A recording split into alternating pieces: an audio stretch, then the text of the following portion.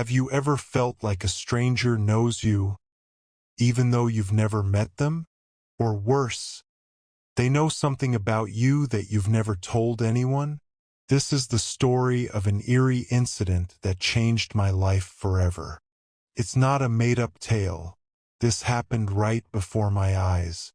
It was winter, and I had taken a week-long vacation with my girlfriend, Christina, in upstate New York. I had recently gone through a tough divorce and wanted to escape the city for a while. We had rented a beautiful yet isolated lakeside cabin. It was surrounded by dense forests, a snow-covered lake, and deserted roads. Felt like a dream, but little did I know, this dream was about to turn into a nightmare. When we arrived, we found a small parcel at the doorstep. There was no name, no sender's information, just a tiny note that read, "Enjoy your stay. Stay warm." At first, we thought it was a welcome gift from the Airbnb host. But when we opened the parcel, there was only a matchbox inside. A matchbox? Was this some kind of message? Or just a prank? Christina laughed it off, saying that people in upstate might have some weird traditions. But something about it felt off to me. The first 2 days were great. We took walks by the lake, sipped coffee near the fireplace, and enjoyed the winter. But on the third night, something happened that shook us. At around 2 a.m., I suddenly woke up. I heard a strange sound coming from outside, like something heavy was dragging across the snow. I slowly peeked through the window, and what I saw sent chills down my spine. A snowmobile was moving slowly across the frozen lake. Who would be out there in this extreme cold in the middle of the night? But the creepiest part? The person on the snowmobile was staring directly at our cabin. Who is that? I wondered. A hunter? A local? And then, the snowmobile stopped. The person turned their head towards me and started waving, as if asking for help. Without waking Christina, I slowly opened the door. A cold gust of wind hit my face.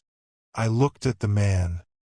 He was covered in so much snow that his face was barely visible. "Hello? Are you okay?" I called out. No response. He just stood there, completely still. Then, in a slow, shivering voice, he said, "I'm cold. Do you have a match?" A match? Something clicked in my brain. The matchbox.